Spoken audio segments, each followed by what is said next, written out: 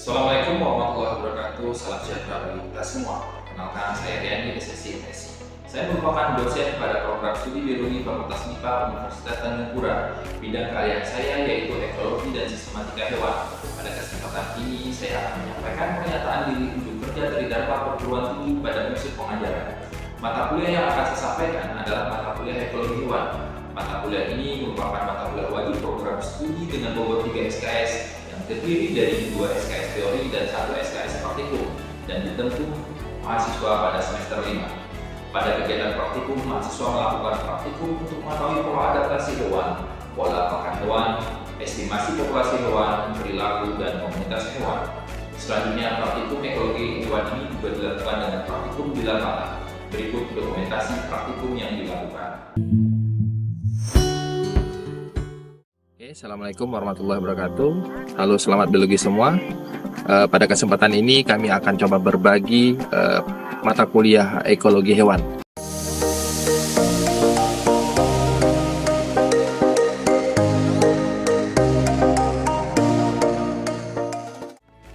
Mata kuliah ekologi hewan mempelajari tentang definisi ekologi, sejarah, asas dan aspek terapan dan kegunaan ekologi hewan untuk manusia, adaptasi hewan, pola dan jenis makanan hewan, habitat dan relung ekologi, populasi hewan termasuk dinamika populasi, struktur populasi, pertumbuhan populasi, interaksi populasi. Selanjutnya adalah komunitas hewan dan ekosistem sebagai konsep ekologi. Dan yang terakhir adalah ekoenergetika. CPL program studi biologi yang dibebankan pada mata kuliah ekologi hewan adalah sebanyak 3 CPL. Capaian pembelajaran lulusan atau CPL ini adalah untuk merumuskan kompetensi yang diharapkan dapat dicapai oleh mahasiswa setelah menyelesaikan kuliah di prodi biologi. CPL menjadi standar kompetensi lulusan yang menjadi acuan bagi perguruan tinggi dalam merancang kurikulum, proses pembelajaran dan penilaian. Adapun CPL yang dibebankan adalah sebagai berikut.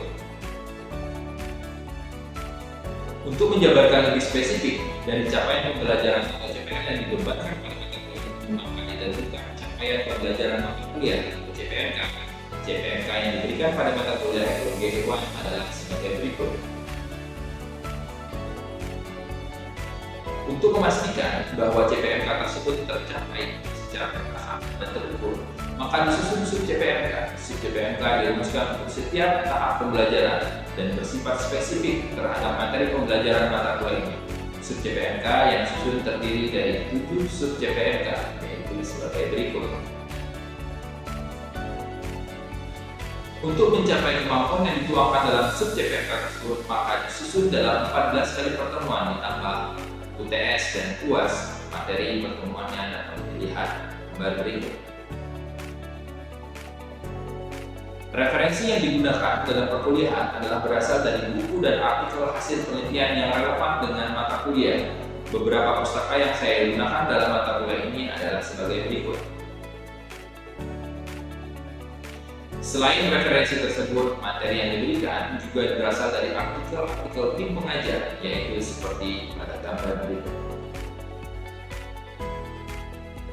Perkuliahan dilakukan secara tatap muka dengan menggunakan sistem DIA, yaitu Delivery, Interaction, and Assessment.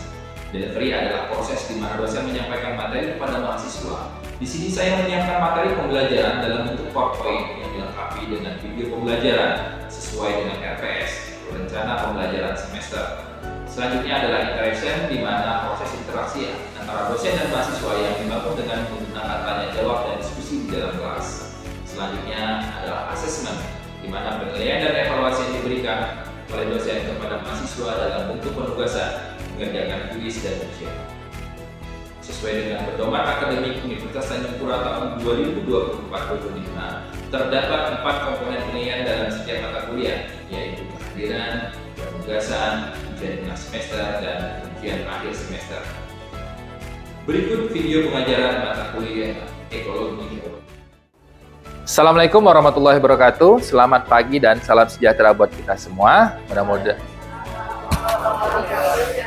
Mudah-mudahan semuanya dalam keadaan sehat walafiat semuanya ya.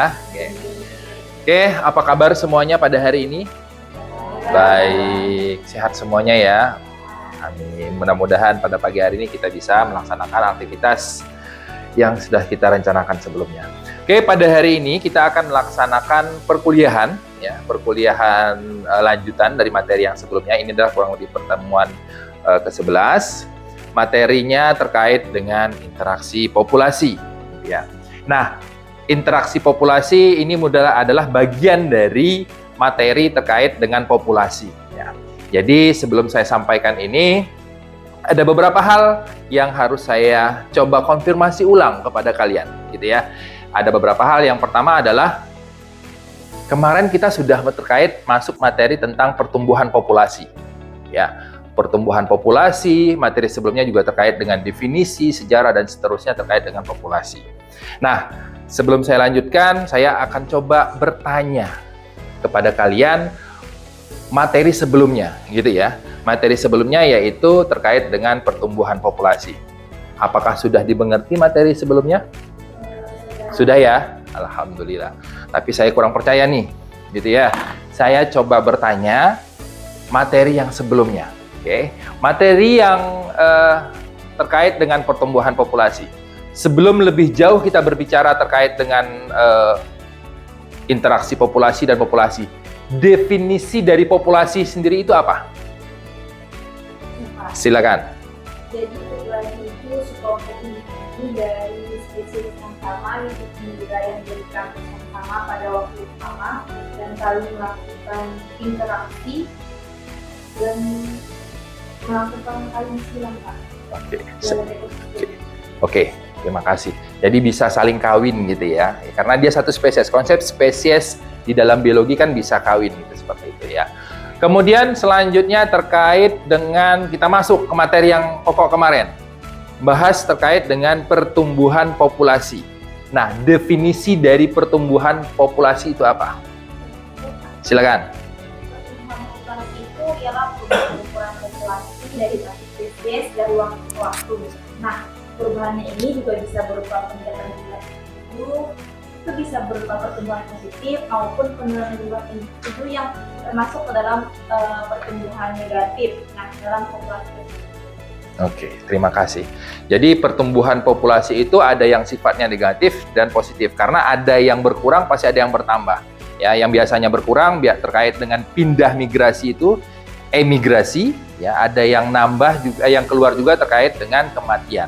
Ada yang bertambah terkait dengan natalitas, yaitu kelahiran, juga masuk dengan proses imigrasi. Jadi dinamika populasi yang kemarin mungkin banyak sekali perhitungannya gitu ya, karena banyak sekali termasuk data-data yang harus kita hitung gitu ya, karena dinamika populasi itu terkait dengan statistik. Oke, yang terakhir terkait dengan pertumbuhan populasi. Tipe pertumbuhan populasi apa saja? Silakan. Pertumbuhan populasi itu ada dua. Pertama itu adalah pertumbuhan eksponensial, karena populasi itu tumbuh dengan laju yang semakin cepat ketika sumber dayanya itu tidak terbatas. Dan yang kedua itu adalah pertumbuhan secara logistik, di mana pertumbuhan populasi itu melambat ketika mendekati daya dukung lingkungan ataupun garing kapasitas. Oke, terima kasih. Alhamdulillah dipahami semua. Cuman saya tambahkan, jadi ada dua tipe pertumbuhan populasi secara umum. Pertama adalah sigmoid tadi gitu ya. Jadi ada yang pertumbuhan tanpa batas, namun juga ada yang pertumbuhannya ada yang dibatasi gitu ya. Nah, jadi alhamdulillah semuanya juga sudah memahaminya, dan sekarang kita masuk ke interaksi populasi ya. Seperti apa interaksi populasi di dalam suatu populasi. Oke, sebelum saya akan menyampaikan ulang CPMK. Apa sih sebenarnya CPMK gitu ya? Capaian pembelajaran mata kuliah ini. Inilah output dari mata kuliah hari ini gitu ya. Kalian harus diminta apa? Nah, walaupun di CPMK ini dibebankan ke dalam 3 pertemuan gitu ya. Nah, kita masuk ke pertemuan ketiga. Jadi ini sudah disampaikan sebelumnya, ini juga sudah disampaikan, dan sekarang kita masuk ke interaksi populasi. Jadi ada teori populasi, karakteristik populasi, faktor utama yang mempengaruhi populasi dan penyebarannya. Kemudian yang kemarin materi sebelumnya adalah pertumbuhan populasi itu sendiri. Kemudian selanjutnya pada hari ini kita akan membahas interaksi populasi. Nah, pada hari ini harapan kami sebagai tim pengajar nanti mahasiswa mampu menjelaskan terkait dengan interaksi populasi itu seperti apa. Jadi bagian-bagiannya seperti apa ya. Jadi tolong disimak dengan benar. Mudah-mudahan nanti akan menjadi karena ini adalah mata kuliah pokok wajib gitu ya, dan kalian harus menguasai. Oke, kita langsung masuk ke apa saja materi yang disampaikan pada hari ini. Yang pertama adalah kita bicara terkait dengan kompetisi. Bicara kemudian selain itu adalah predasi, herbivore dan paratisisme, kemudian masuk ke mutualisme dan komensalisme, kemudian masuk yang terakhir adalah model konseptual, di mana ini adalah model yang biasanya dikembangkan, ya, yang digunakan sebagai salah satu bentuk aplikasi ekologi dalam kehidupan sehari-hari. Oke. Nah, ini sedikit video contoh. Oke. Ini mungkin udah saya ikan remora dan seterusnya. Ini kan salah satu bentuk interaksi. Oke. Jadi itu sedikit gambaran sekilas dari interaksi yang ada di dalam populasi. Oke, sekarang kita masuk ke interaksi populasi. Contoh pada gambar ini kita bisa melihat beberapa interaksi yang terjadi. Kelinci gitu ya, bisa memainkan peran berbagai macam interaksi. Bisa positif, bisa negatif, atau bahkan tidak berdampak gitu ya. Nah, contoh kelinci mengalami predasi oleh rubah. Ya kan? Selain itu, kelinci juga bisa berkompetisi dengan rusa untuk makanan karena sama-sama makan rumput walaupun dia berinteraksi secara tidak langsung. Kemudian kelinci bisa mengalami interaksi parasitisme dari berbagai organisme sebagai penyakit. Selanjutnya kita masuk ke kompetisi, ya. Jadi berbagai macam jenis interaksi yang ada di spesies. Sekarang kita masuk ke interaksi yang pertama, yaitu terkait dengan kompetisi. Nah, interaksi spesies itu dapat dilihat dari berbagai bentuk yang berbeda. Contoh dari gambar di sini, ya, di mana dapat berdasarkan pengaruhnya terhadap spesies yang terlibat. Bisa dalam satu spesies yang sama atau berbeda spesies seperti itu. Nah, berbeda spesies maka dia akan termasuk interspesifik. Sedangkan dia kalau sesama spesies, misalnya manusia kita dengan kawan kita berkompetisi, maka itu disebut dengan intraspesies. Kemudian selanjutnya adalah terkait dengan ada hipotesis eksklusif kompetitif, di mana bahwa dua spesies dengan kebutuhan sumber daya yang sama tidak dapat menempati niche yang sama. Saya perlu makan nasi, nasinya cuma satu. Terus ada kalian masuk ke sini, maka kita akan berebut. Kalau saya nggak makan, saya akan mati. Maka agar saya tidak mati, maka saya akan mengambil itu. Karena kalau saya bagi, jatah saya akan berkurang, itu akan mati. Makanya kalau memperebutkan sumber daya yang sama, maka akan cenderung menghilangkan spesies yang lain, menghindari spesies yang lain, gitu ya. Jadi dia nggak mau bersamaan, gitu ya. Tapi ada juga dua hipotesis yang menyebutkan. Ini contohnya pada Paramecium. Ini ada Paramecium aurelia, ada Paramecium bursaria, dan ada Paramecium thaddeum. Ya, contoh ketika tumbuh sendiri. Masing-masing 3 spesies, ada Paramecium aurelia, bursaria, dan caudatum, tumbuh sesuai dengan model logistik. Model pertumbuhan yang kemarin kita bahas, gitu ya. Jadi ada yang logistik. Nah, ini mereka akan tumbuh terus, kemudian terbatas pada kondisi yang sumber dayanya, maka dia akan stagnan di sini. Tapi dia akan tumbuh maksimal sesuai dengan karena nggak ada kompetitor. Nah, masuk ke kedua. Ketika aurealis tumbuh dengan caudatum, maka aurealis akan menurun dibandingkan apabila dengan tumbuh sendiri. Dan caudatum akan hilang, karena caudatum kalah dengan aurealis. Ini contohnya, ini aurelia naik, kemudian caudatum turun. Turun menjurut, lama-lama habis. Karena kalah akan berkompetisi. Ini yang disebut dengan eksklusif kompetitif. Namun, ada juga kondisi yang menyatakan, contoh yang ketiga, ketika caudatum ditumbuhkan bersama dengan bursaria, maka populasi keduanya menurun. Populasi lain, tapi dia dapat hidup bersamaan. Contoh, bandingkan dengan yang ini, maka dia dapat hidup bersamaan. Ini dengan ini, dia hidup bersamaan. Hanya saja jumlahnya terbatas, gitu.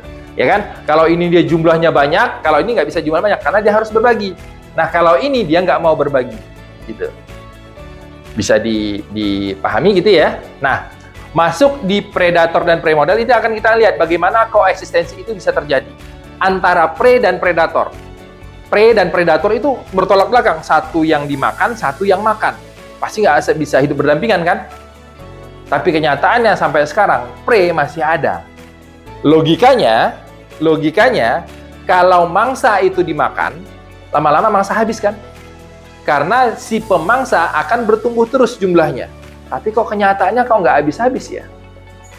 Nah, makanya ada strateginya ya. Nah, ini tipe 1 di mana disebut dengan persamaan Lotka-Volterra, di mana kepadatan predator itu sangat dipengaruhi oleh kepadatan mangsa. Semakin banyak mangsanya, makin tinggi kemampuan untuk mempredasinya. Ya. Jelas semakin banyak makanan ya, saya akan semakin banyak makan gitu ya. Tipe kedua itu disebut dengan persamaan Bisholding, di mana pencarian dan penanganan waktu mangsa menggambarkan situasi di mana jumlah mangsa yang dikonsumsi per predator awalnya naik, kemudian nanti akan datar. Kenapa? Karena ketersediaan dari makanan juga akan terbatas kan seperti itu. Tipe 3, nah ini mirip dengan tipe 2. Ya.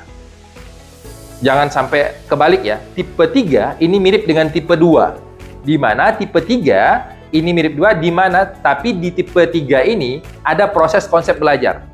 Pada waktu saya mau menangkap ayam, memakan ayam, pada waktu saya sama sekali nggak tahu nangkap ayam kayak gimana, maka saya akan sedikit nangkap ayam. Kejar-kejaran ayam, saya nggak akan dapat ayam. Kalau nggak percaya, coba nangkap ayam, tapi kejar-kejaran nangkap ayam. Ayam kampung tapi. Ya, jangan ayam ayam pedaging, ayam petelur tuh nggak. Pasti kalian kalah. Tapi pada waktu kalian berusaha untuk menangkap ayam, kan kalian berpikir bagaimana strateginya. Seperti paus orca itu kan, dia bersamaan ini ngejar di sini, ini ngejar di sana gitu ya, makan anjing laut gitu ya, sehingga dia akan dapat. Nah, ada proses pembelajaran untuk menjadi memangsa itu. Sehingga pada waktu dia sudah tahu, oh caranya begini, saya tangkap misalnya mau malam ayam malam buta gitu, nggak kelihatan gitu ya. Nangkapnya nggak usah pagi atau siang gitu ya, saya nangkapnya malam, mudah dapatnya. Misalnya, kan itu strategi kita belajar. Nah, pada waktu saya sudah tahu caranya, maka jumlah konsumsinya akan semakin meningkat. Kalau ini tadi nisret, ya. Kemudian kalau yang ini seiring dengan kepadatan mangsanya. Kalau ini nanti dia akan dibatasi. Nah, kalau ini belajar, awalnya pelan, karena proses belajar dulu nih, ya kan? Nanti baru naik bersamaan dengan yang tipe 2, seret naik ke atas. Kenapa ada batasan ini? Tadi yang disebut ada carrying capacity, yang tipe pertumbuhan populasi. Ya, sebanyak-banyaknya mangsa juga pasti akan terbatas dong mangsanya. Nah, yang jadi unik adalah kok mangsanya nggak habis, gitu ya? Pernah berpikir nggak? Kok mangsanya nggak habis? Padahal dimangsa terus. Kalau ini kan mentok, mantap, mangsanya akan dimangsa terus. Kok nggak habis? Nah, itu bisa kita pelajari di hubungan antara prey dan predator. Hubungan dan prey dan predator. Coba, pada waktu prey-nya banyak, mangsanya banyak, maka predatornya mungkin akan terbatas di sini. Tapi seiring dengan konsumsi yang dilakukan oleh predator terhadap mangsanya, maka jumlah mangsa akan turun populasinya. Kemudian jumlah prey akan naik. Di sini titik kesetimbangannya. Ya. Apa yang terjadi pada prey-nya? Gitu ya. Prey-nya akan turun terus karena dimakan terus kan? Karena predatornya akan bereproduksi terus, akan nambah populasinya. Nah, tapi dengan kenaikan populasi populasi predator tidak diiringi dengan jumlah mangsanya, mangsa kita bisa identifikasikan sebagai makanannya kan? Maka predatornya nanti akan kekurangan makanan. Apa yang terjadi? Akan terjadi pembatasan carrying capacity tadi. Sehingga si mangsanya itu akan turun juga jumlahnya. Maka si predator akan turun. Pada waktu dia naik di sini, mentok, nggak ada lagi makanan. Maka dia bisa berkompetisi intraspesies. Singa dengan singa berantem, merebutin rusa. Rusanya ada sedikit, yang dulunya banyak. Paham gitu ya? Kemudian nanti akan turun nih. Nah, pada waktu dia turun, si mangsa akan naik ke atas. Dia akan tumbuh lagi. Waktu itu berantem, dia tumbuh. Nah, pernah dengar kemarin materi yang masih ingat terkait dengan strategi K dengan strategi R terkait dengan reproduksi hewan. Strategi K biasanya dilakukan oleh hewan-hewan besar. strategi R biasanya dilakukan oleh hewan kecil, biasanya pemangsa kalau strategi R. Contohnya anak tikus lebih banyak gitu ya, karena dia dimakan. Dibanding K biasanya dilakukan oleh hewan-hewan besar. Strategi R biasanya dilakukan oleh hewan kecil, biasanya pemangsa kalau strategi R. Contohnya anak tikus lebih banyak gitu ya, karena dia dimakan dibandingkan dengan anak kucing. Ya. Makanya strategi biasanya siklus hidupnya juga lebih kecil, lebih pendek. Tikus bentar udah beranak, bentar udah beranak. Tidak secepat pada si kucing. Kucing agak lambat seperti itu, gitu ya. Nah, karena strategi yang atau kalian pernah nonton film Nemo? Iya kan, Finding Nemo. Itu kan Nemo satu-satunya telur yang bisa survive. Ya kan? Dari sekian banyak telur. Itu strategi. Tingkat kelulusan hidup itu, R-nya itu gitu ya. Jadi pada waktu dia dimakan, oke, saya anaknya 100. Hidup 50% saja, syukur. Karena ada 50 ekor. Tapi kalau strategi K, anaknya 1, harus kelulusan hidupnya 100%. Nggak ada yang 50% udah bisa.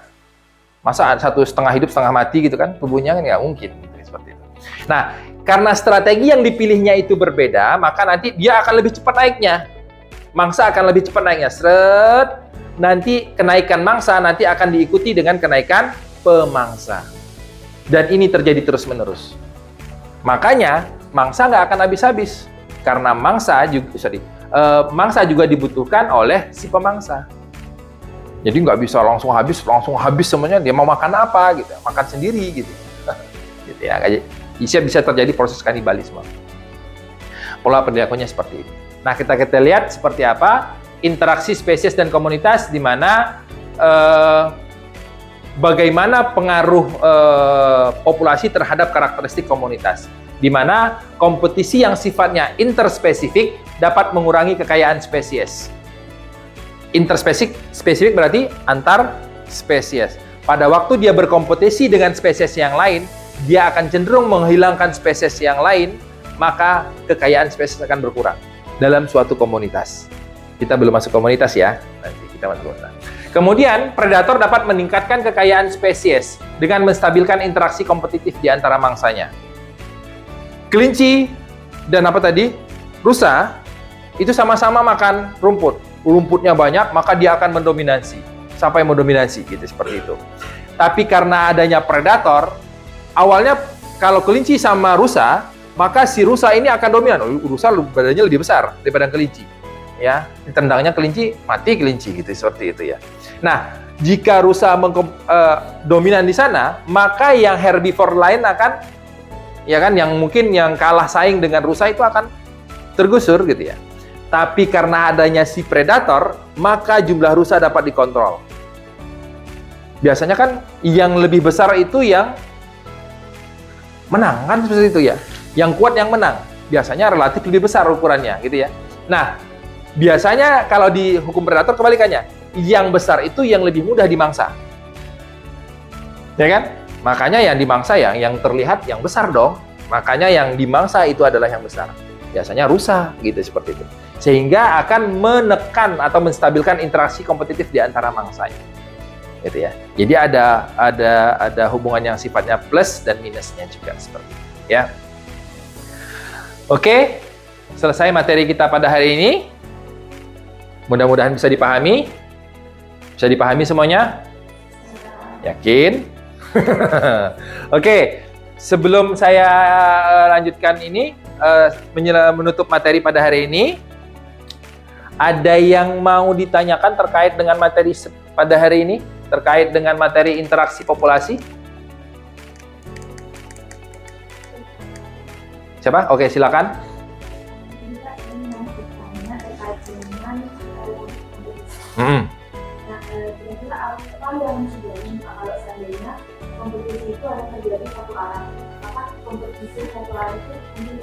Oke. Kompetisi satu arah itu bisa saja terjadi, ya. Seperti yang saya sampaikan. Terima kasih atas pertanyaannya tadi, gitu ya. Jadi kompetisi itu bisa saja satu arah bisa terjadi, gitu ya. Jadi ada seperti sampaikan tadi, kompetisi itu bisa terus menekan selama tidak ada kepentingan. Misalnya tadi antara predasi dan predator gitu ya, prey dan predator, maka dia akan makan terus. Tapi karena ada kebutuhan akan spesies tersebut, maka dia akan menekan itu jumlahnya, ya kan? Dan juga biasanya sangat disebabkan oleh plus minus yang diterima oleh si kompetitor itu, ya. Si misalnya pemangsanya itu gitu ya. Kalau dia sudah cukup ataupun energi yang dibutuhkan untuk mengakses yang menjadi kompetitornya itu lebih besar daripada dia harus mencari makanan dan seterusnya, maka dia akan biasanya cenderung menghilangkan ataupun menyetop kompetisi itu gitu ya. Sehingga dia akan tidak terjadi kompetisi lanjutan seperti itu. Maka dia udahlah, oke, kita hidup sama-sama aja lah kayak gitu. Seperti itu. Seperti yang dilakukan oleh logikanya sepertinya ada dua apa tadi Kodatum. Nah ini ya, nih kalau ini kompetisi satu arah saja, maka Aurelia akan mendominasi, Kodatum akan hilang, sehingga selanjutnya Aurelia akan mencapai top populasinya. Tapi juga bisa tidak terjadi ini kalau dia mampu hidup berdampingan. Jadi dengan alasan-alasan tentu bisa. Jadi sangat tergantung pada spesies-spesiesnya, jenis-jenisnya, kemampuan untuk melakukan proses kompetisi itu sendiri. Itu? Ada lagi? Ya ada? Oke, kalau nggak ada, selesai kita masalah interaksi populasi, materi tentang populasi. Minggu depan, sebagai pengantar tadi, kita akan masuk materi tentang komunitas. Ya. Tadi kalau kita membahas populasi selesai, sekarang kita masuk ke hierarki selanjutnya. Hierarki selanjutnya yaitu terkait dengan komunitas. Jadi dari organisme, populasi, minggu depan kita masuk ke komunitas. Yang bicaranya lebih kompleks dari ini. Harapan saya kalian bisa memahami lagi. Silakan nanti pelajari lagi materi yang sudah saya sampaikan pada hari ini. Materinya juga nanti yang sudah diakses jadi dipelajari lagi. Karena ada kewajiban kalian untuk untuk belajar secara mandiri. Minggu depan kita akan ketemu tentang materi komunitas, ya. Harapan saya seperti pada hari ini kita akan merefleksikan materi yang sebelumnya. Harapan saya kalau memang ada yang kurang paham, silakan didiskusikan lagi. Saya akan membuka waktu untuk berdiskusi lagi. Harapan saya CPMK yang sudah kita sepakati di awal gitu ya terkait dengan materi yang disampaikan bisa terpenuhi. Itu aja yang dapat saya sampaikan. Terima kasih. Saya mohon maaf mungkin dalam penyampaian ada yang kurang berkenan. Semoga ini dapat bermanfaat dengan baik dan menjadi bekal untuk selanjutnya. Terima kasih. Saya tutup. Assalamualaikum warahmatullahi wabarakatuh. Demikian akhir video pembelajaran mengenai pernyataan diri unjuk kerja Tridharma perguruan tinggi pada unsur pengajaran. Semoga penjelasan yang disampaikan dapat memberikan kejelasan, inspirasi, dan menjadi bahan pertimbangan yang konstruktif dalam proses sertifikasi dosen tahun 2025. Terima kasih atas perhatian. Sampai jumpa. Wassalamualaikum warahmatullahi wabarakatuh.